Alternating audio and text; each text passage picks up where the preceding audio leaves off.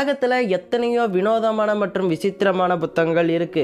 அந்த வரிசையில ஆஸ்திரிய அமெரிக்க எழுத்தாளரான வால்டர் அபிஸ் அப்படிங்கிறவர் 1974ஆம் ஆண்டு எழுதிய ஆல்பபெட்டிக்கல் ஆப்பிரிக்கா அப்படிங்கிற நாவலும் ஒன்று.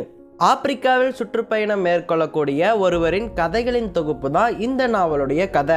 இந்த நாவலோட ஸ்பெஷாலிட்டி என்னன்னு கேட்டீங்கன்னா, இந்த நாவலின் முதல் சாப்டரில் வரக்கூடிய எல்லா வார்த்தைகளுமே ஏ அப்படிங்கிற எழுத்துல தான் தொடங்கும். இந்த நாவலோட 2வது சாப்டர்ல வரக்கூடிய எல்லா வார்த்தைகளும் ஏ இல்ல பி அப்படிங்கிற 2 எழுத்துல தான் தொடங்கும்.